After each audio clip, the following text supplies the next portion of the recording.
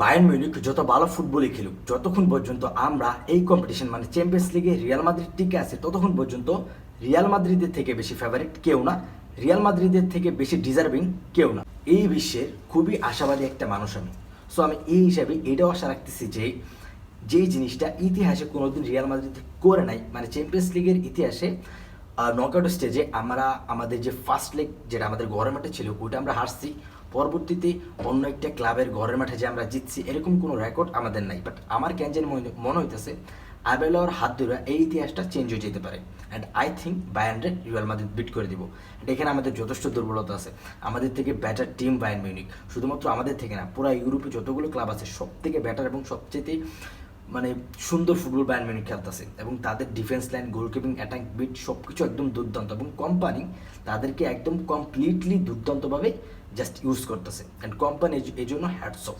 And আমরা দেখছি first লেগে বায়ার্ন আমাদেরকে কী অবস্থা করছে।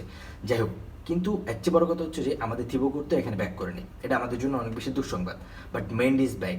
সো যেহেতু কোনোভাবেই আরবেলোয়া, কেরেরাস কোনোভাবেই ওলিসিকে আটকাতে পারেনি, আই থিঙ্ক মেন্ডি এখানে বেস্ট অপশন।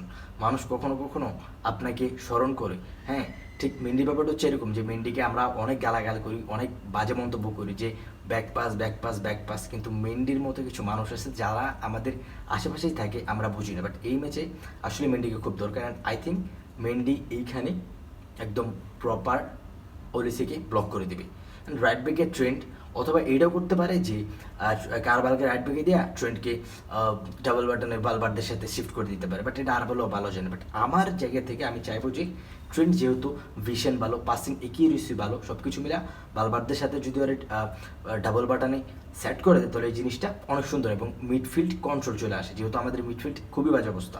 অ্যান্ড ডিফেন্সিভ আমি মিলিটো অ্যান্ড রুডিগারকে দেখতে চাইতেছি। আমি জানি না আরবেলাও কী করবো, বাট মিলিটো অ্যান্ড রুডিগারকে রাখা উচিত। রুডিগার হয়তো বা একটু বাজে ফর্মে যেতেছি, কিন্তু এখানে এক্সপিরিয়েন্সের একটা ব্যাপার আছে, বিগ ম্যাচ, অথবা হুইসেনকেও রাখা যেতে পারে, কিন্তু my choice Militao and Rudiger.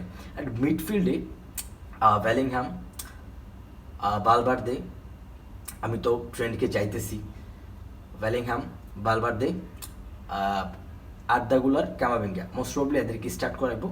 আমার মনে হয় না থিয়াগো পিতার্সকে কোনোভাবে স্টার্ট করাইবো, বিকজ কামাভিঙ্গা হয়তো বা একটা ভুল করছে লাস্ট ম্যাচে, আমরা দেখছি বাজে ধরনের ভুল, এইসব ভুল যদি বায়ার্নের সাথে করে তাহলে বাস। সো এইখানে কামাভিঙ্গার জায়গায় হয়তো বা পিতার্স ঢুকতে পারে, অ্যান্ড অ্যাটাকে এমবাপ্পে, ভিনি। সো সব কিছু মিলে এই ব্যাপারটা হচ্ছে কি, যদি জিততে হয় তাহলে আমাকে একটা team combination, best team combination লাগবে, যেটার মাধ্যমে আমরা বায়ার্নকে বিট করতে পারবো। বর্তমানে বায়ার্ন এমনভাবে ফুটবল খেলতেছে যাদের কম্বিনেশন, যাদের পাসিং একুরেসি, যাদের ফিনিশিং কোয়ালিটি সব কিছুই দুর্দান্ত এবং টপ নচ। আর বায়ার্নের মেইন গেম চেঞ্জই করে বায়ার্নের ফুলব্যাকরা এবং নোয়ার তো এক পর্যায়ে এসে আমাদের অ্যাটাকগুলার মানে নষ্ট করে দিয়েছিল লাস্ট মোমেন্টে। আমরা দেখছি নয়ার একদম লাস্ট সেন্টার ব্যাক হিসেবে নয়ার মানে বায়ার্ন মিউনিখের খেলছে। সো এই জায়গায় একটা বয় নোয়ারকে কেমনে বিট করা যায়, কিন্তু ফরমেশন যদি এরকম হয় 4-2-3-1, এটা আই থিঙ্ক বেটার।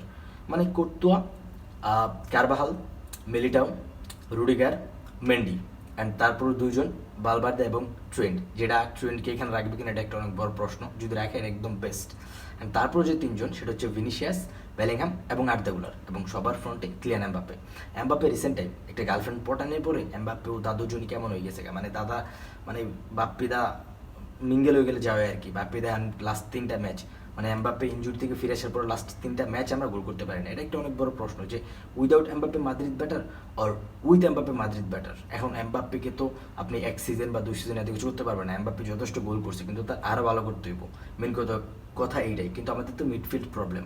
সো মিডফিল্ডের কারণে আমাদেরকে যখন অ্যাটাক করে তখন আমাদের ডিফেন্ডাররা পর্যন্ত মানে ধ্বজভঙ্গ হয়ে যায়, কাপে যে কী হইব, ডিসিশন নিতে পারে না।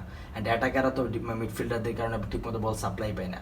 সো এখানে একটা ভিতিনার মতো যদি প্লেয়ার থাকতো, কোনো রিল্যাক্সে থাকতাম যে বায়ার্ন উড়াই দিব। সব কিছু মিলে সব কিছু ডিপেন্ড করতেছে আরবেলার স্টার্টিং 11-এর উপর, যে বসে কোনো গ্যাঞ্জাম করবো কিনা। মেন্ডিরে অবশ্যই ম্যাচে দরকার, আমি কে থাকলো না থাকলো আমি জানি না, তবে মেন্ডিকে এখানে খুব বেশি দরকার এবং মেন্ডিকে এখানে লাগবেই। অ্যান্ড সব কিছু সারা যদি করতেও থাকতো তাহলে আরও বেশি রিল্যাক্স হতাম, কিন্তু করতেও নাই, এটা আসলে আমাদের জন্য দুর্ভাগ্যের ব্যাপার।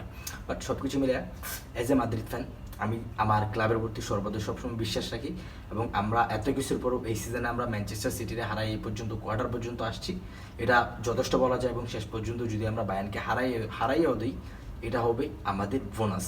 মানে আজকে যদি আমরা বায়ার্নকে হারাই, এটাও আমাদের বোনাস। না, আমি বললাম না, আমি আশাবাদী একটা মানুষ, যে কোনো কিছু হইতে পারে। বায়ার্ন যতই ফর্মে থাকুক, নামটা রিয়াল মাদ্রিদ, মেন কথা এটাই। বায়ার্ন যত যাই করুক, বায়ার্ন যতই দুর্দান্ত খেলুক, যতই ভালো ফর্মে থাকুক, বায়ার্নের এগেনস্টে রিয়াল মাদ্রিদ আছে। অ্যান্ড এই কম্পিটিশনে আমাদের থেকে কেউ বেশি ফেভারিট না।